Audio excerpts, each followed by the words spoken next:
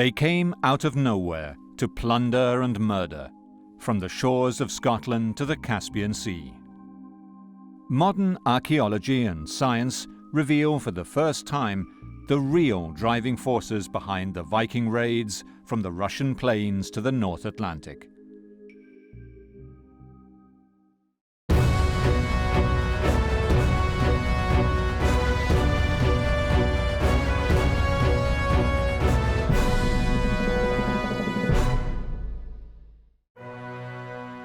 While Viking enthusiasts of today live the life of the Scandinavian warriors and fight set-piece battles at the Festival of Volin, scientists and archaeologists from all over Europe are making groundbreaking discoveries. Recent research shows the Vikings from a new perspective and in the brutal social context of their time, spotlighting their incredible ability to plan and execute their expeditions for maximum profit and psychological effect. At the time when the Vikings attacked, there was starvation in England. There were dragons in the sky when the Vikings came. It was like a part of the punishment from God.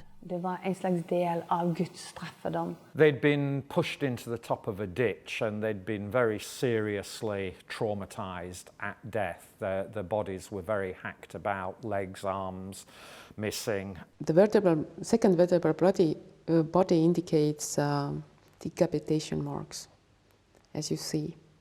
There's a clean cut through cervical spine to here. The story of the Vikings takes us to Saaremaa Island in Estonia. Here, a team of archaeologists from Tallinn excavated an amazing cache of Viking artifacts that turned the history of these Scandinavian pirates on its head. Jüri Peets excavated one of the most impressive Viking burial sites known to experts today. The remains of more than 40 human skeletons in 2 boat graves were unearthed in 2011 during road construction.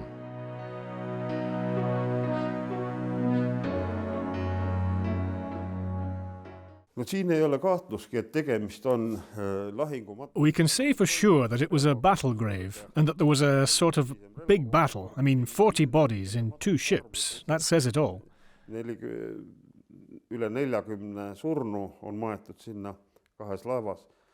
The battle had to be hard. We can see vicious wounds on the skeletons. Some, for example, have hacked hands and broken skulls. So it was hard, and they had to bury those victims fast.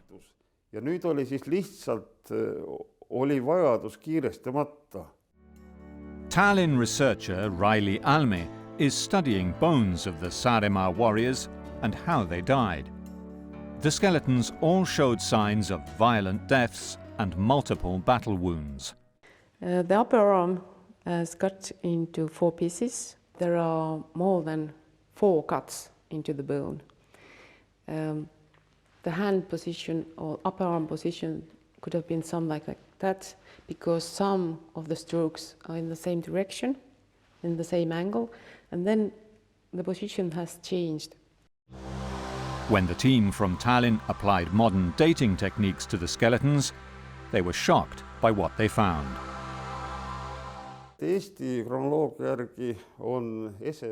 Analysis of the items we found, including the skeletons and the organic material, shows they go back to pre-Viking times. Incredibly, the ships and the bodies date back to at least 100 years before the first recorded Viking raid. Yet the weapons, the shape of the ship, and artifacts buried with them prove that the men found in the 2 boat graves came from Scandinavia. These 40 bodies show that Vikings were raiding at least a century earlier than scholars previously believed. We can be sure that these men were Scandinavian sailors who somehow met their death at Saaremaa.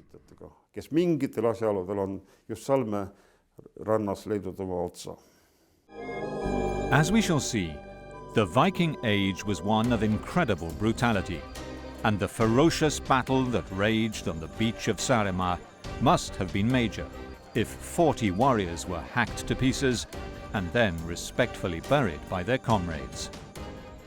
I think that during battle he fell down.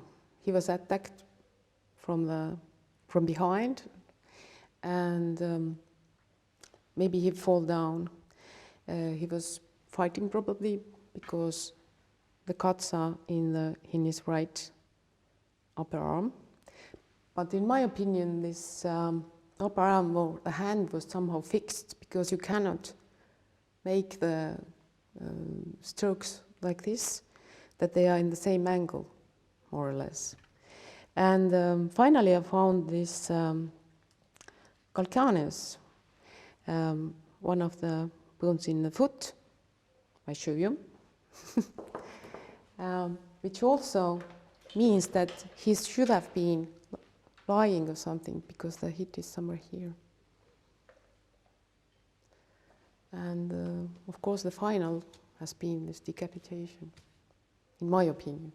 Archaeological evidence in Russia confirms that Vikings raided, but also traded, along the great rivers of Eastern Europe at least as early as the mid-8th century. Adrian Salin is a researcher in early Russian history at St. Petersburg University, Russia. No one knew what was in ancient Russia. Everyone knew that somewhere around the Caspian Sea they were minting silver coins, and that they could be exported to the rest of Europe in unimaginable quantities. And it was this area between the Baltic and the Caspian Seas, along the Volga River, that was the first to be colonized by Scandinavians. Here at Staria Ladoga, on the shores of the Volkhov River, tree-ring dating of wooden objects such as this stick carved with letters of the Viking alphabet called runes shows that Scandinavian traders and warriors appeared here long before any mention of Vikings in the written chronicles. With regards to Staria Ladoga, we can see that Scandinavian artifacts dating back to before the Viking Age have been found in the oldest of all the sites in the area of Staria Ladoga. The ancient chronicles known as sagas and runic inscriptions in Scandinavia have given a name to these men whose exploits went unrecorded for centuries before they slashed their way into the history books. They were the Vikings. They were men and women who left the safety of their homes to explore and plunder distant lands, from modern-day Poland, Ukraine and Russia to the islands of the North Atlantic and as far as America. The Vikings spread not only terror, but also a web of trade. The mystery of where the Vikings came from and why they attacked has now been revealed.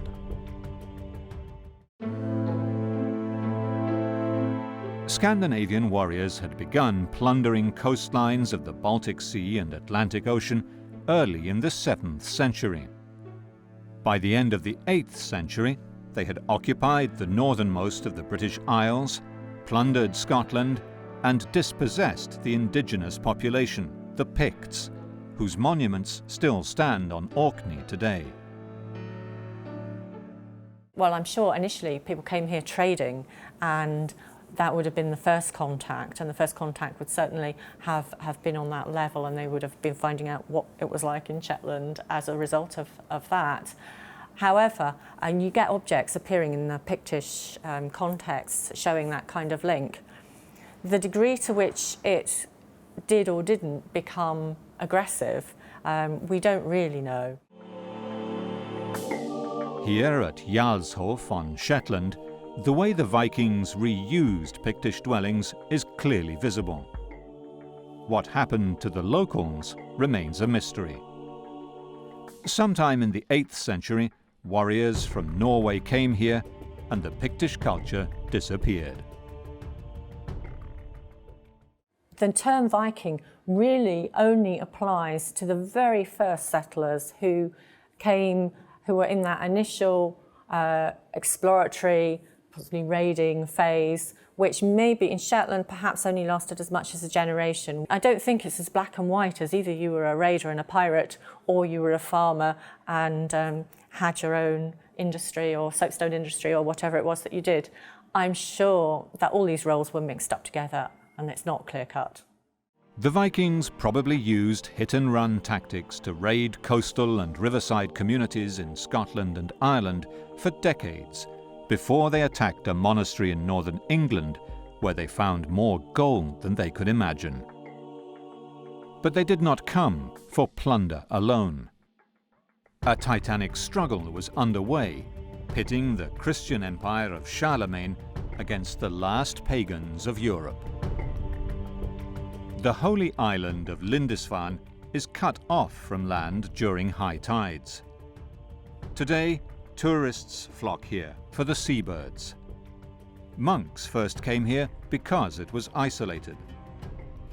In the distance, the Northumbrian castle of Bamborough was close enough for the holy men to exert religious influence and receive protection. No one expected the vicious attack of the 8th of June 793. Chronicler Alcuin of York commented, "Behold, the church of St. Cuthbert, spattered with the blood of the priests of God, despoiled of all its ornaments. A place more venerable than all in Britain is given as a prey to pagan peoples." Alcuin of York, however, was far away in Aachen, the capital city of the greatest empire of Europe, ruled by Charlemagne, champion of the Christians. Charlemagne's drive northwards and the 30-year-long forcible conversion of the Saxons to Christianity brought his empire to the very edges of pagan Denmark. Inevitably, Christian chroniclers were the sworn enemies of the pagan Vikings. But, according to Marit Vea, the lead archaeologist at the Royal Palace at Aarvaldsnes, Norway, the pagans may have been reacting to Christian atrocities. At that time, Charlemagne was conquering territory after territory in Europe. And Charlemagne's war, well, his culture minister was Alcuin. He had been to Lindisfarne Monastery, for instance. The first attack known to us was at Lindisfarne Monastery.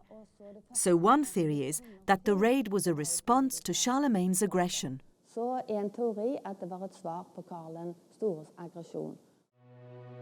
We shall see that Viking raids became invasions when politics in Scandinavia and in the great kingdoms of Europe created opportunities for attack. The raids were planned to strike when the enemy was weakest and the potential for plunder the greatest. Charlemagne died in 815 AD, and 30 years later his grandsons began a civil war that set 3 Frankish armies against each other. The opportunity to attack and pillage into the heart of the empire was too great to be missed. The great river Seine flows into the English Channel and leads all the way to Paris.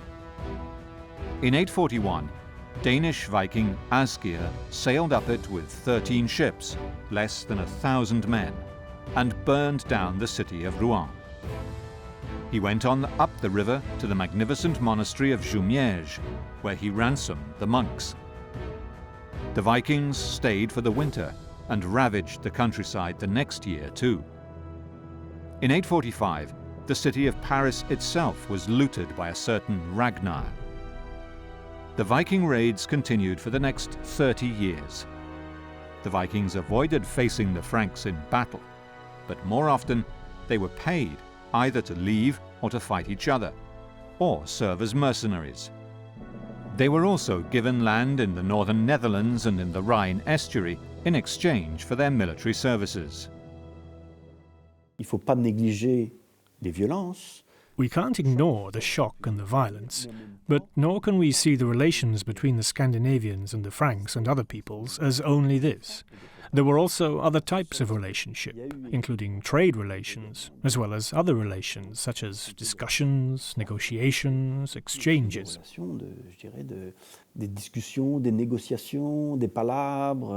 When they found resistance in France, the Vikings turned to England, which was little more than a patchwork of weak kingdoms. Bamborough was the seat of one of the Northumbrian kings, and Northumbria was just one of 4 kingdoms in England at the time. Northumbria stretched from the Scottish border to the Humber River, just south of York. It was divided into 2 sub-kingdoms, constantly at war with each other, while the middle of England was occupied by Mercia. The kingdoms of East Anglia and Wessex occupied the east and west of the country. Divided and mutually hostile, they were unable to put up resistance to what initially was little more than a Viking nuisance. The part-time warriors of the English kingdoms were no match for the determined Viking predators. In 865, the 4 leaders of the great heathen army, Ivar, Halfdan, Obba and Guthrum, landed in East Anglia and began a 20-year reign of terror. They captured York on All Saints' Day, when both rival kings of Northumbria were celebrating the Christian festivity. They practiced the blood eagle torture on one of the kings after killing the other in battle, and marched on to conquer the rest of England. York became a Viking capital for a century, but what the history books tell us isn't always backed up by archaeology, says Peter Connolly, the director of the excavations in the Hungate quarter of the city. We talk about the archaeology of York as being Anglo-Scandinavian, so you have the Anglo-Saxon aspect and that Scandinavian aspect, and it's very difficult to tease those apart. So it already looks like we're dealing with a more cosmopolitan population than, say, the historical records would lead us to believe. The Jorvik Centre at Coppergate in York holds significant artefacts of Scandinavian origin, such as combs, which were a typical male adornment, but also this Saxon helmet was found in a well, while these boards from a Saxon ship were found as walls in a Viking storehouse in the Hungate area. After terrorizing the rest of northern England, Ivar captured Repton, an important religious and political centre in Mercia. This pond at the back of Repton School and below the churchyard is what is left of the Tyne River dock at the Viking fortress. Here in the churchyard, 250 skeletons, mostly male, were found gathered around a central grave dated to 873 by a Saxon coin. It was the year Ivar died. Nearby, at Heath Wood, hundreds of small tumuli suggest that this was the Viking military cemetery. In the same year, one of the other Viking leaders, Halfdan, raided into Scotland, but left some of his warriors to build farms. The Vikings were here to stay, but despite what the Christian chroniclers wrote, the impact on the tiny population of England was relatively imperceptible. We're not talking a massive population. Hundreds of thousands, say for the north of England into Scotland, but I'd be very surprised if anybody estimated upwards of 1 million. Alfred, King of Wessex, the only Saxon kingdom to survive the Scandinavian onslaught, defeated a second invading Viking army at Ashdown. But the campaigns continued for nearly 20 years, with the Vikings drawing on help from Ireland, where Ivar's sons had settled. The great heathen army campaigned tirelessly and almost successfully until the last surviving leader, Guthrum, was defeated by Alfred in 878 and signed a pact to be baptized. A vast area of England that came to be known as Danelaw would be ruled by Vikings in York. The peace did not last, however, as Viking bands from France and Ireland also joined in the fray in the following years. As we shall see, events in Norway and Denmark continued to influence the patterns of raiding. Alfred's military reforms left Wessex better equipped to fight the raiders. He instituted the first standing army in England and a series of fortress towns known as burhs, where the rural population could seek refuge when under attack. England's renewed administrative efficiency assured the loyalty of the local population. The many glances across to Anglo-Saxon England is because of its well-advanced taxation system. And there are ways of levering people out of the land, and that obviously comes with the fact that you get this trickle-down effect from the central power, we call it a king, to the way that land is given out. That benefaction buys loyalty. Scotland, too, continued to be subject to attacks by Viking bands. In 871, Ivar joined a Viking army from Ireland to capture Dumbarton Castle, an isolated British settlement in the heart of Pictish Scotland. The population was enslaved and sent to Ireland. On the east coast of Scotland, the Vikings attacked Dunnottar Castle too, just over the border with Northumbria in the year 900, when the Pictish king Domnall was killed.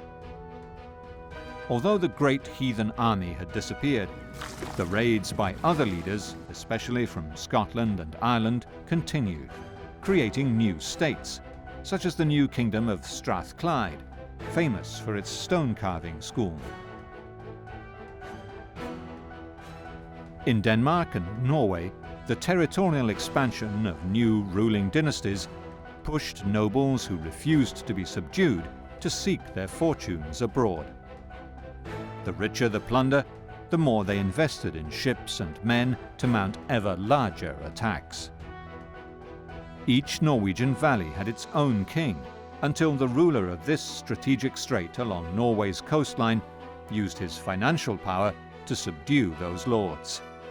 In 870, Harald Fairhair began building the first kingdom of Norway, from here at Åvaldsnes on Karmøy Island. What is certain is that all of Harald Fairhair's royal estates were located in Rogaland and Hordaland. And even though all other places were ruled on Harald Fairhair's behalf, he himself only had the full control in these two counties. What was happening in the Viking heartland affected the extent of the Viking raids in the east and west. The Viking onslaught against England and the Frankish lands was driven by politics as well as by lust for plunder. Opponents to Harold, those who saw no profit in paying tribute to him and serving as soldiers in his army, may have taken to raiding and exploring the North Atlantic instead.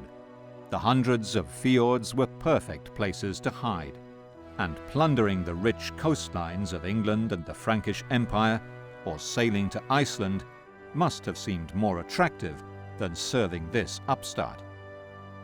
Danish chieftains served as mercenaries for the warring Frankish kings, and were invited to occupy Frisia, opening the way to attacks further down the continental coastline.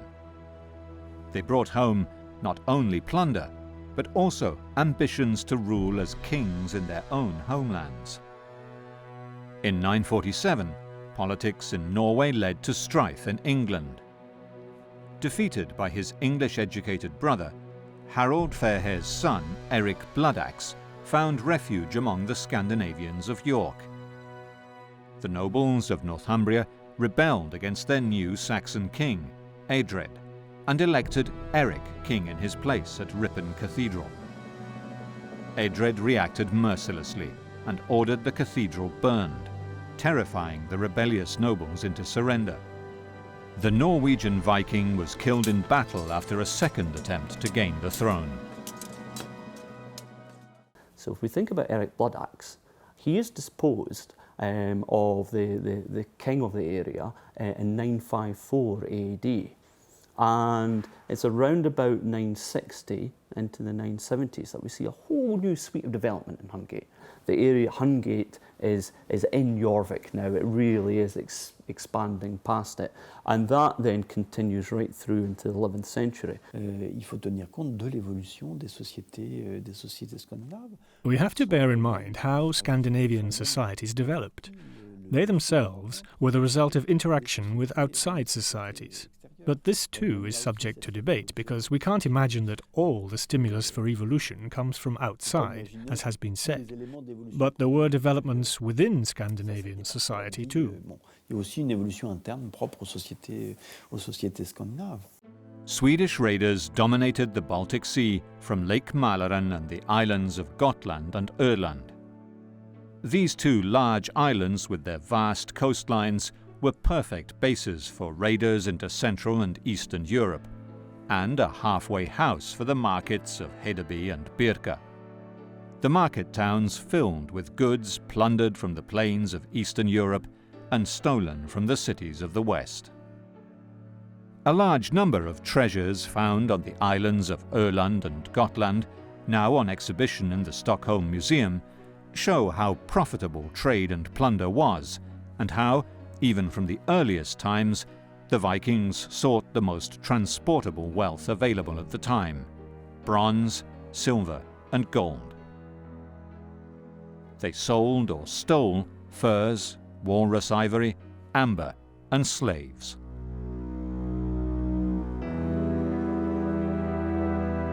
The Vikings had been raiding and trading along the rivers of Central and Eastern Europe for centuries, before their first raid was recorded in the West. As far as I know, today the widespread belief is that the appearance of the Vikings in Eastern Europe is linked to their interest in silver that goes back to the 9th century. Between the 800s and 900s, so in the 9th century, several million silver dirhams were exported from the Caspian Sea area. There were no distinctions between raiders and traders. One day they were plundering farmsteads and churches, the next selling those same goods at markets. One such trader was a certain Norwegian seafarer, Othera, who disclosed to King Alfred of England what the trade routes of the Viking explorers and warriors were. He described a trip to the very north of Norway and round into the Arctic Sea and down again in search of walrus tusks and seal skins. He described the market town of Kaupang in Norway and the trade routes into the Baltic Sea. Another explorer, Wulfstan of Hedeby, reported where the Vikings exchanged their goods for such wealth. The travels of Wulfstan prove the extent of the Viking web of trade between West and East. Among the places Wulfstan visited was the great city of Truso, whose remains Marek Jagodziński found 20 years ago while riding his bike home. W Truso, jak wspomniałem, Truso założone zostało na pograniczu. As I said, Truso was set up by the Scandinavian newcomers on the frontier with Baltic peoples and Slavs. The objects which we found in Truso are mainly Scandinavian, but we have ceramics, I mean clay pots, from Western Slavs, and also pots made by Baltic people, I mean Prus people. Zachodniosłowiańskie I również naczynia bałtyckie, powiedzmy pruskie. The Viking warlords dominated this Baltic trading place, turning it into a military base to supply traders and warriors on their expeditions deep into Eastern and Southern Europe. Alongside articles of daily use, Marek Jagodziński found a large quantity of swords. Truso was a hub of the Viking web of trade and pillage. Moim zdaniem nastąpiła wówczas pewna globalizacja. In my opinion, we see a sort of globalization. We find the same crafts, the same Arab coins, the same weights everywhere, from Britain to North Russia. So there was some kind of unification, and this unification was fostered by trade and craft. I to ujednolicenie związane właśnie z handlem i rzemiosłem. Here in Trousseau, local craftsmen worked amber, made combs, swords, jewellery, tools and weights. Slaves worked in production processes and as labour in the port. The trading emporia stretched all along the Baltic coast, from present-day Rostock to the Neva River, where St. Petersburg stands today. The Slavic peoples who inhabited this vast area lived in simple villages and used slash-and-burn agricultural techniques. They were easily dominated by the predatory Vikings. On the other hand, there is a widespread belief that the largest portion of goods exported from Eastern Europe to the Caspian Sea with the aid of the Scandinavians were slaves. It is even said that in the 10th century, the Arabian slave markets were full of slaves from Eastern Europe. The Vikings turned their military outposts into market towns, where traders paid them for protection. The Scandinavians forged new trade links between East and West. In 841, while in France the Northmen were burning down Rouen, a Scandinavian warrior, Rurik, and his two brothers founded the Kingdom of Novgorod. They were invited by the Slavic tribes of present-day Russia to give them peace and protection. The finds here, at Rurikovo Gorodište, just upstream from Novgorod, show a significant Scandinavian presence. The Viking artifacts that have been found in the Novgorod area are connected both to trade and warfare. We find not only weapons, but also scales and silver in the Scandinavian graves, which suggests that the dead person was a trader. The impressive rivers and lakes of northern Russia were the heart of the early Viking conquests. Lake Ladoga is still a shipping thoroughfare, and the Volkhov River flows into it, rising at Lake Ilmen 200 kilometers further south. The Svir River in northern Russia is one of the waterways that still today connects the Caspian and Baltic seas. Weapons such as axes and swords from Novgorod and Staria Ladoga show that these were not only thriving trading centers, but also military bases.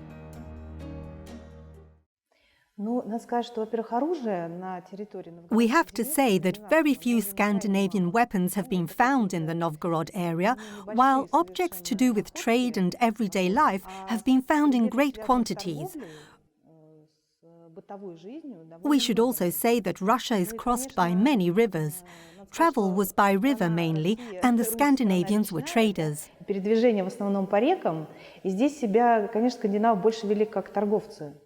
50 years after the first recorded raid against Lindisfarne, Vikings had penetrated the Eastern European river system as far as the Black Sea. Rurik's successor, Aljek, moved his headquarters down the Dnieper and seized the town of Kiev. In 907, he captured Constantinople by dragging his ships around the sea defences. In 911, in the same year the Vikings gained Normandy as their new home in France, Aljek struck a trade deal with the Byzantine Empire, turning Kiev into the capital city of a great ruling dynasty. Part of the deal was to provide mercenaries to the emperor as his own personal bodyguard, known as the Varangian Guard. By now, half of England and much of France was ruled by the Vikings, but this was not the end of the Viking raids. Iceland sits halfway across the North Atlantic Ocean, the most dangerous sea for Vikings to cross. And yet, by accident or by design, Scandinavians landed here already in 840 AD. Later, political upheaval at home led to an exodus of refugees who opposed the rule of Harald Fairhair.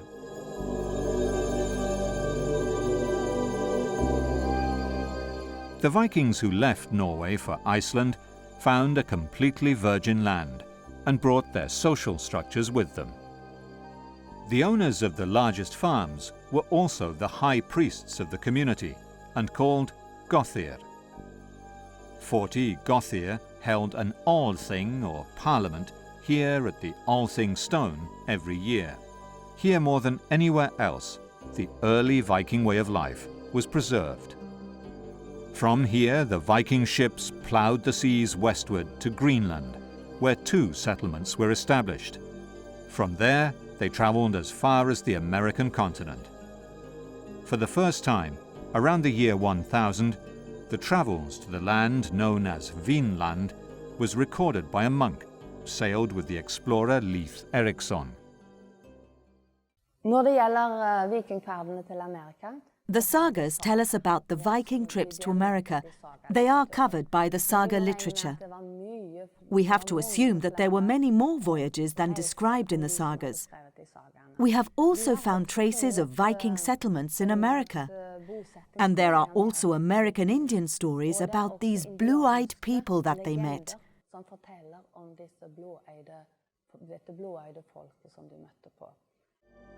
The settlements on the American continent lasted only a few years, while the mini-ice age of the 13th century onwards led to the decline of the Greenland settlements too. In Europe, the violent Viking age was reaching its climax. In Europe, the Viking invaders struck fear even more than a century after the Great Raids. The first millennium AD was a time of widespread violence. In 2012, 18 skeletons were found in the grounds of St. John's College, Oxford. Scholars immediately associated the find with the 1002 St. Brice's Day massacre, when the King of England ordered all of the Danes in his kingdom murdered. The task of identifying who these men were fell to Mark Pollard of the Forensic Archaeology Department. We first radiocarbon dated a selection of them, and for various reasons the radiocarbon age wasn't exactly what we would have expected to be 1002 AD, but there are reasons that that might be the case. So we then began to look at the carbon and nitrogen isotopes in the bone collagen, which is an indicator of diet. And we also looked at the strontium and oxygen isotopes in the dental enamel from the teeth, because that gives you some indication of where those individuals grew up. The skeletons from Oxford suffered a similar fate to another group found near the seaside town of Weymouth. Were they Vikings? Yeah, we matched them with the Vikings that had been recovered from Weymouth. They're roughly contemporary from the radiocarbon dates, and other people had done strontium and oxygen in their teeth, and they found the same pattern that we found, not from the south of England. And actually on the diagram they're moving in a direction which suggests both an older geology, which is consistent with possibly Scandinavia, and also a colder climate, which is also consistent with Scandinavia. While strontium isotope techniques suggested the victims were not from the south of England, possibly from Danelaw therefore, other marks hinted at their true identity. Several of the skeletons showed healed wounds which may plausibly have come from blade wounds. And so I think, you know, in a group of 16 to 25-year-old males, if they're carrying healed blade wounds, then the chances are they've been in combat conflict before. So I think they're not sort of a group of people who were farmers and just sort of happened to be passing by. I think they are either professionals, mercenaries, or raiders of some description.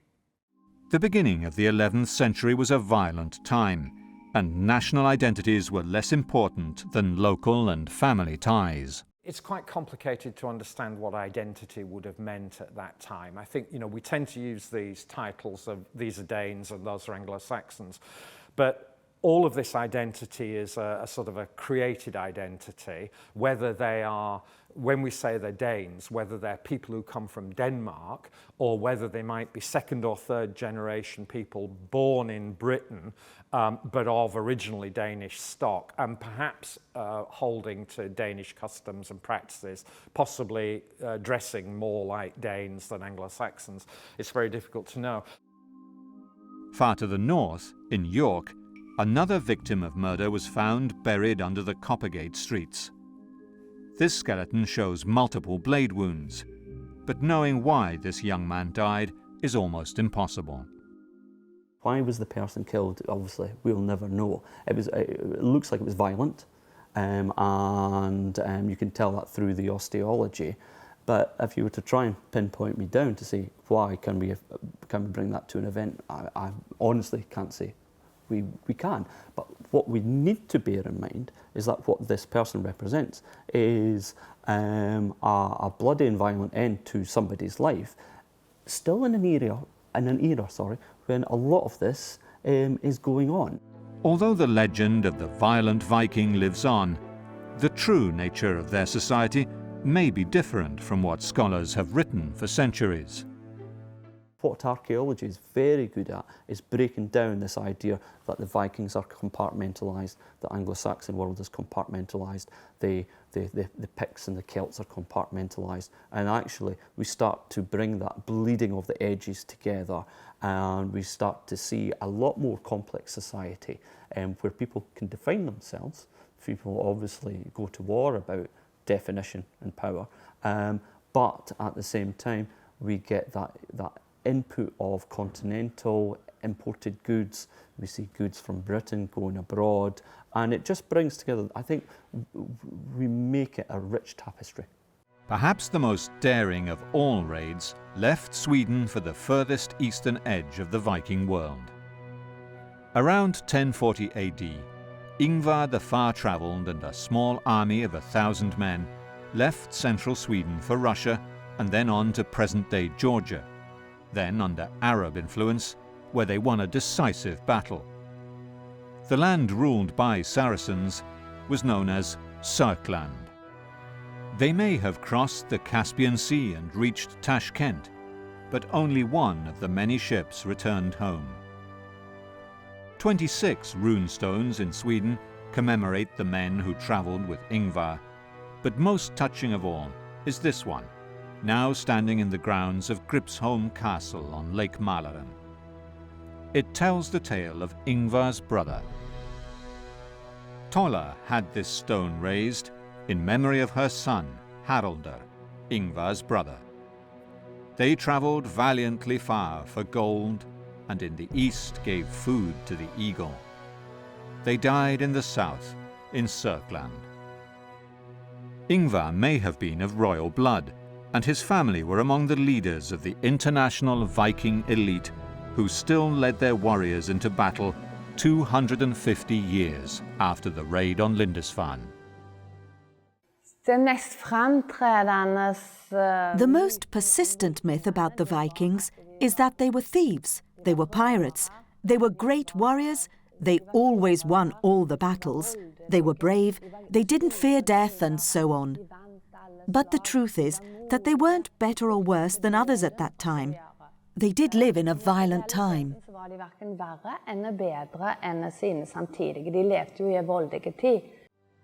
The year 1000 was a turning point in the story of the Vikings. The era of the early raids was over, and Viking expansion had reached its high tide mark. But it was also the beginning of a century of even more bloodshed. The freebooting Viking chieftains faded away, and in their place, great Viking overlords, kings of whole countries who unleashed the power of Viking armies against England and against each other, spilt more blood than at any time in the preceding centuries. Rich, professional mercenary forces dominated Eastern and Western Europe. Their leaders learned the craft of kingship from their enemies and built states that are still with us today.